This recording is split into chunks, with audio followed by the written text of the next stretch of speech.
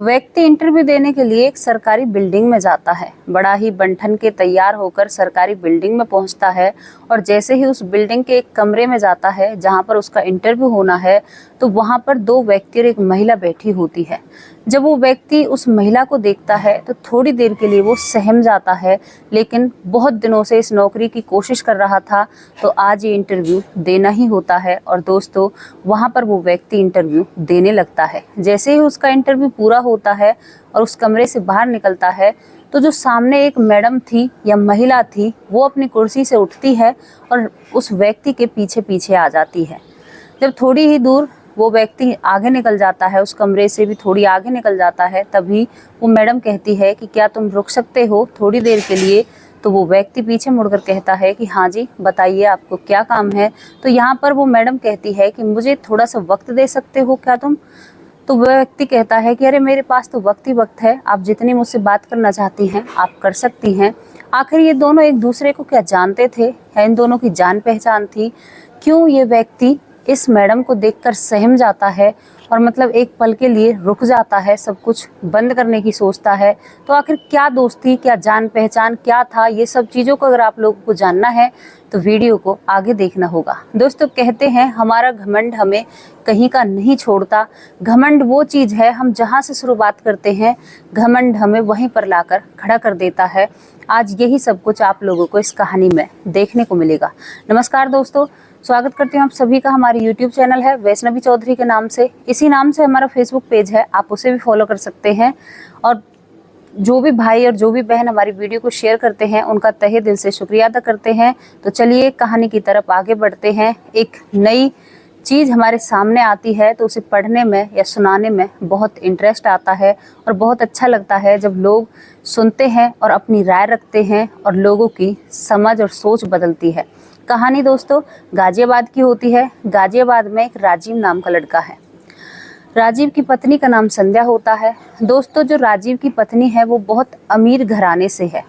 वो अपने साथ इतना दान दहेज लेकर आई है और अभी अभी राजीव की शादी हुई है। राजीव की माँ है, राजीव का पिता है, इनका ये परिवार है और परिवार में किसी भी चीज़ की कोई कमी नहीं है, क्योंकि जो राजीव के पिता हैं वो भी एक सरकारी रिटायरमेंट पर अपने घर पर रह रहे हैं, तो उनकी भी तनख्वाह घर पर ही आती है। लेकिन कहते हैं ना कि कितना भी पैसा हो, अगर थोड़े से ऊंचे लेवल का व्यक्ति सामने आ जाए तो उसे ज़्यादा घमंड होने लगता है, जो कि संध्या को होता है। संध्या बहुत सारा दहेज अपने पिता से लेकर आई है और इस चीज़ का उसे बहुत घमंड होता है। समय निकलता है। अब संध्या जब नई नई थी तब तो सास सब कुछ संभाल रही थी, लेकिन जब बहुएं आ जाती हैं तो सासों को भी थोड़ा रेस्ट चाहिए और वो भी एक अपेक्षा या एक अपनी इच्छा रखती हैं कि भाई हमारे बेटे की बहू ये करे वो करे। अब राजीव एक लौता बेटा था, यहाँ पर संध्या काम बिल्कुल नहीं किया करती। और दोस्तों, जब सास कुछ कहा करती तो सास से हमेशा कह दिया करती कि मैं इतना दहेज लाई हूँ, मुझे काम करने की क्या ज़रूरत है। तो यहाँ पर जो संध्या की सास थी या राजीव की माँ, वो थोड़ी सी परेशान हो जाती है और अपने बेटे से कहती है कि बेटे, हमने दहेज के लिए शादी नहीं की थी। भगवान की दुआ से हमारे पास इतनी कमी नहीं है कि हम किसी के दहेज के भूखे हों। तुम्हारे पिताजी की नौकरी आ रही है, तुम भी अच्छा खासा पढ़ लिख कर कभी ना कभी तो लग ही जाओगे। हमें कभी भी इच्छा नहीं थी और बहू हमें बहुत ताहने मारती है। मैं चुप यहाँ पर पड़ जाती हूँ, क्योंकि मेरा तो एक लौता बेटा है और ये घर इसी का तो है, किसी और का थोड़े ही है। मैं इसकी बातों को बुरा तो नहीं मानती, लेकिन मुझे ये बात अच्छी भी नहीं लगती है। यहाँ पर राजीव की माँ राजीव को ऐसे समझाती है बहुत अच्छे लहजे में। अब दोस्तों, राजीव एक पल के लिए संध्या से बात भी करता है, लेकिन संध्या का वही घमंड उसके सामने आ जाता है और वो अपने पति की बात नहीं सुनती है। राजीव समझाने के बाद भी सोचता है कि किसी और का थोड़े ही है, इसे ही रहना है, मैं और यही इस घर में रहेंगे। तो यहाँ पर बात अब तो संभल जाती है, लेकिन फिर 2-4 दिन डटकर संध्या वही सब कुछ, क्योंकि उसे तो महसूस ही नहीं था मैं गलत कर रही हूँ या अच्छा कर रही हूँ।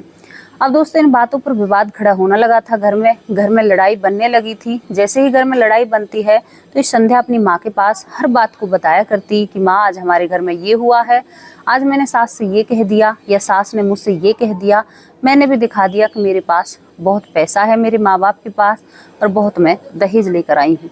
दोस्तों, संध्या की जो माँ थी थोड़े ऐसे ख्यालात की थी कि वो जब भी ये कहती तो वो और भड़काने की कोशिश करती, कहती कि तुम्हें काम की क्या ज़रूरत है, तुम कह दिया कर कि मेरे पिता ने तो मुझे इतना दिया है, मैं तुम्हारा काम करने के लिए तुम्हारी नौकरानी थोड़ी ही हूँ। इन चीज़ों से संध्या थी, उसे हवा मिलती और उस हवा में तेज काम किया करती और घर में लड़ाई शुरू हो जाती। अब दोस्तों एक दिन राजीव को भी गुस्सा आने लगता है, क्योंकि घर में रोज तिल का तार बनता। तो राजीव अपनी पत्नी को समझाने की कोशिश करता है, लेकिन संध्या नहीं समझती है, रोने लगती है और अपनी माँ के पास फ़ोन कर देती है। माँ के पास जैसे ही फ़ोन करती है तो वो माँ ये कहती है कि बेटी तू वहाँ पर रहे ही मत, तू यहाँ पर आ जा, ये लोग हमारे लायक ही नहीं है और तू हमारे पास रहना। और यहाँ पर संध्या अपना बोरी बिस्तरा बांधकर अपने पिता के घर चली जाती है। जैसे ही संध्या पिता के घर जाती है तो माँ और बेटी को समझाने की कोशिश नहीं करती है, वो उसे और भड़काने की कोशिश करती है। कहती है ये रिश्ता तो हमारे लायक ही नहीं था, भले इन पे कितने भी पैसे हों, लेकिन हमारे दाएं तो पैसे नहीं होते हैं। और दोस्तों यहाँ पर राजीव कई बार कोशिश करता है अपनी पत्नी को मनाने की या उसको लेके आने की, लेकिन संध्या साफ शब्दों में मना कर देती है कि नहीं जी, मैं नहीं आऊँगी, मैं अब उस घर में बिल्कुल नहीं जाऊँगी। और उसकी माँ उसे ऐसे ही परफेक्ट कर देती है और दोस्तों ये रिश्ता टूटने की कगार पर हो जाता है। धीरे धीरे समय लगता है, राजीव बहुत मनाने की कोशिश करता है, संध्या नहीं मानती है। अब संध्या अपने माँ पिताजी के कहने में आकर अपने पति पर डिवोर्स केस फाइल कर देती है और दोस्तों डिवोर्स हो भी जाता है। कोर्ट की तरफ से संध्या को कुछ पैसे देने थे राजीव को, राजीव उन पैसों को भी संध्या को दे देता है और ये दोनों अपने अलग अलग रास्ते हो जाते हैं। अब दोस्तों जब राजीव का डिवोर्स हो जाता है तो राजीव को तो अब कुछ भी नहीं है उसके आगे पीछे।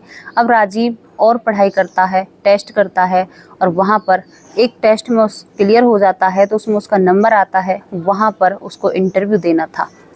इन बातों को दोस्तों 4 या 5 साल निकल जाते हैं। 5 साल बाद राजीव का ये नंबर आया था और राजीव अब पहुँच जाता है एक सरकारी बिल्डिंग में। जैसे ही राजीव सरकारी बिल्डिंग में पहुँचता है तो वहाँ पर देखता है कि बिल्डिंग में घुसते ही जो वो महिला बैठी है वो कोई और नहीं, उसी राजीव की वो पत्नी है संध्या, जिसे वो 4-5 साल पहले छोड़ चुका था।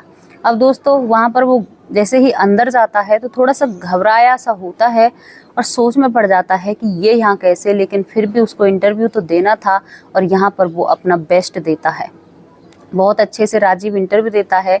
जैसे ही उसका इंटरव्यू ख़त्म होता है तो राजीव सभी से नमस्कार कर कर बाहर की तरफ चल देता है और पीछे पीछे संध्या अपनी कुर्सी से उठकर राजीव के पीछे पीछे हो लेती है और वहाँ पर कहती है कि राजीव क्या तुम 1 मिनट के लिए रुक सकते हो। तो राजीव पीछे मुड़कर देखता है और कहता है कि मेरे मन में भी कई सवाल हैं, लेकिन हाँ रुक क्यों नहीं सकता। तो यहाँ पर संध्या कहती है कि क्या थोड़ा सा वक्त आप मुझे अपना दे सकते हो।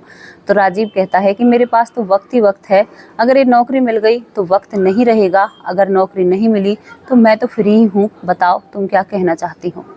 यहाँ पर संध्या कहती है कि चलो किसी कॉफ़ी शॉप में चलते हैं या कहीं पर चाय पिए, वहाँ पर बैठकर बात करेंगे तो ज़्यादा बेहतर रहेगा। अभी दोनों एक कॉफ़ी शॉप में जाते हैं, वहाँ पर एक एक कप कॉफ़ी मंगाई जाती है और संध्या अपनी आँखों में आंसू भर लाती है। संध्या कहती है कि राजीव मैं तुमसे कुछ मांगना चाहूँ तो क्या तुम मुझे दे सकते हो। तो राजीव कहता है कि हाँ क्यों नहीं, तो मैं तुमसे माफ़ी मांगना चाहती हूँ। राजीव बिल्कुल भी राजीव को उम्मीद नहीं थी कि ये मुझसे माफ़ी मांगेगी, लेकिन राजीव एक हैरान सा हो जाता है कि ये मुझसे माफ़ी क्यों मांग रही है। तो वो कहती है कि मैंने तुम्हारे परिवार और तुम्हारे साथ बहुत गलत किया था, शायद उसका ही नतीजा है जो आज मैं परिवार से अपने से दूर हूँ और मैं अकेली रहती हूँ। तो यहाँ पर राजीव कहता है कि मेरे मन में कई सवाल हैं, तुम अपने परिवार से कैसे अलग यहाँ पर रह रही हो और ऐसी क्या बात हो गई जो तुम इतनी टूटी हुई मुझे नज़र आ रही हो। यहाँ पर संध्या कहती है कि राजीव तुम्हारे डिवोर्स के बाद मैं अपनी माँ के बहकावे में आकर मैंने तुम्हें तलाक दिया। तलाक देने के बाद जब मैं अपने घर में रहती हूँ तो मेरी माँ जो मेरे लिए बहुत अच्छी थी, मेरे पिता वो मेरे लिए बहुत अच्छे थे, जो राशि तुमने मुझे डिवोर्स के समय दी थी वो राशि मेरे परिवार वालों ने खर्च कर दी और अब उसके बाद मेरी माँ का एक दिन अटैक से मृत्यु हो जाती है, भगवान को प्यारी हो जाती है। तो राजीव जब मेरी माँ इस दुनिया से चली जाती है तो मुझे पता चलता है कि दुनिया कितनी अपनी है और कितनी पराई है। एक माँ के बहकावे में आकर मैंने जो अपना घर तोड़ा था ना, उन सब चीज़ों का जवाब मुझे माँ मरने के बाद मिला है। माँ चले जाने के बाद जो भाभी मेरी मुझे एक आंख नहीं सुहाती, मुझे देखकर कभी भी खुश नहीं रहती, तरह तरह के ताने मारा करती, खाने तक को नहीं दिया करती। पिता मेरे जो खुद के ही खाने के लाले पड़ जाते हैं, सारा पैसा धरा का धरा रह जाता है। और यहाँ पर भैया भाभी जब अच्छे से बिहेव नहीं करते हैं तो मैं आगे उस घर से छोड़कर यहाँ पर अप्लाई करती हूँ सरकारी नौकरी के लिए, और वो उस पोस्ट पर बैठ जाती है जहाँ पर वो लोगों का इंटरव्यू ले रही होती। दोस्तों, वो भी सरकारी ही नौकरी में लगी हुई होती है। सारी कहानी सुनाती है और फूट फूट कर रोने लगती है और कहती है कि राजीव मुझे माफ़ कर दो, क्योंकि अगर तुम मुझे माफ़ी नहीं दोगे तो आगे का जीवन मुझसे कटा नहीं जा रहा। मैं हर रोज़ ये सोचती कि कहीं मुझे राजीव मिल जाए तो मैं उससे माफ़ी मांगूंगी। और कहने लगती है कि माँ जी कैसी हैं? तो राजीव कहता है कि आज भी तेरी राह देखती है और पिताजी भी तुम्हारी राह देखते हैं। तो वो कहती है कि हाँ, बस राहें ही रह गई, लेकिन अब क्या कर सकते हैं। और यहाँ पर संध्या की मांग में सिंदूर था, गले में मंगलसूत्र था। तो राजीव कहता है कि भाई तुमने तो दूसरी शादी कर ली है शायद, जो तुम्हारे गले में मंगलसूत्र मांग में सिंदूर है। तो यहाँ पर संध्या झुकी सी नज़रों से कहती है कि ये तो डिग्री है जिसके बलबूते पर मैं इस समाज में रह रही हूँ, वरना इतनी जवान माटी को कोई नहीं छोड़ता। और यहाँ पर ये तुम्हारे ही नाम के मैंने पहन रखे हैं और ये हमेशा तुम्हारे ही नाम के मेरे गले में रहेंगे। तो राजीव कहीं ना कहीं उसके दिल में एक एहसास सा होता है। इसके बाद दोस्तों संध्या राजीव का नंबर ले लेती है, कहती है कि मुझे माँ जी से बात करनी है। राजीव कहता है कि तुम घर ही क्यों नहीं आ जाती, लेकिन वो कहती है कि नहीं, मैं घर नहीं आऊँगी, मैं बहुत शर्मिंदा हूँ, मैं कैसे उनसे नज़रें मिलाऊंगी, केवल बात ही कर लूँगी, वही बहुत होगा। दोस्तों, राजीव अपने घर चला जाता है, संध्या अपने कमरे पर चली जाती है जहाँ पर वो रहती है। अब शाम को ये दोनों बातें करने लगते हैं। बातें पुरानी याद आ जाती हैं, पुराने किस्से, कहानी, जो कुछ उनकी ज़िंदगी में हुआ था वो सब कुछ दोबारा से दोहराते हैं और बात करते हैं। बात करते करते इनको 10 या 15 दिन निकल जाते हैं। अब संध्या कहती है कि हाँ, अब मैं माँ जी से बात कर सकती हूँ, क्योंकि शुरुआत में मुझे ऐसा लग रहा था कि मैं कैसे बातें करूँगी। अब जो संध्या होती है राजीव की माँ से बात करती है, और राजीव की माँ जो थोड़ी सी बीमार रहती हैं वो अपनी बहू से बात करती हैं। तो संध्या कहती है, माँ जी कैसी हो आप? मैं संध्या हूँ। जब कहती है, बेटा मैंने तो आवाज़ से ही पहचान लिया था कि तू मेरी बेटी। तेरा मैं उस दिन से ही इंतज़ार कर रही हूँ कि कब मेरे बेटे की बहू आएगी और इस घर को संभालेगी। जब ये बात संध्या सुनती है तो संध्या भी रोने लगती है और राजीव की माँ भी रोने लगती है। राजीव जो दोनों महिलाओं को चुप कराने में लगा हुआ है, भाई मैं किस किस को चुप कराऊँ, तुम क्यों रो रहे हो? इसके बाद संध्या राजीव से बात करती है और कहती है कि राजीव, ऐसा नहीं हो सकता कि मुझे मेरा घर वापस मिल जाए या मेरा पति वापस मिल जाए। तो राजीव कहता है कि तुमने तो मेरे मुंह की बात छीन ली, अगर तुम कहो तो मैं तुम्हें तुरंत अभी लेने आ रहा हूँ। तो संध्या कहती है कि बस देरी मत करो, तुरंत मुझे लेने के लिए आ जाओ, मैं तुम्हारे इंतज़ार में बैठी हूँ। और दोस्तों, उसी दिन राजीव का सरकारी नौकरी का रिजल्ट आना था, वो भी बहुत अच्छा आता है और राजीव अपनी पत्नी को दोबारा अपने घर ले आता है और बड़े ही प्यार से सभी परिवार वाले रहने लगते हैं। राजीव की माँ के दिल में एक सुकून था कि अब मेरे बेटे का घर बस गया, नौकरी भी लग गई, सब कुछ अच्छा हो गया। और यहाँ पर उसकी माँ चैन की सांस लेती अपने बिस्तर पर लोटी हुई रहती है और सोचती है कि इस दिन का तो कभी सोचा भी नहीं था जो दिन आज देखने को मिल रहा है। दोस्तों, घरेलू कहानी ऐसी होती हैं कि अक्सर हमारे रिश्ते बिगड़ जाया करते हैं कुछ छोटी मोटी बातों पर। बहुत रिश्ते तो हमने इतने बिगड़ते हुए देखे हैं कि जहाँ पर किसी बात का कोई मतलब नहीं था, वो रिश्ता टूट गया और फिर वह दोबारा मिलने के लिए तरसते रहते हैं। तो कभी भी छोटी मोटी बातों पर अपने घर को मत बिगाड़ा कीजिए। कभी भी उन फैसलों को सोच समझ कर लीजिए जो आपके जीवन या ज़िंदगी से जुड़े हुए होते हैं। तो आप लोगों को कैसी लगी ये स्टोरी, आप अपनी राय कमेंट बॉक्स में ज़रूर छोड़ सकते हैं, रख सकते हैं, क्योंकि ये समाज सुधारक कहानियाँ होती हैं। इन पर कुछ लोगों के दिमाग में अगर कुछ समझ आए तो शायद किसी का रिश्ता टूटने से बच जाए, तो हमें भी बहुत सुकून मिलेगा कि हमारे कुछ लफ्ज़ों या कुछ अल्फाजों से किसी का अच्छा हुआ है।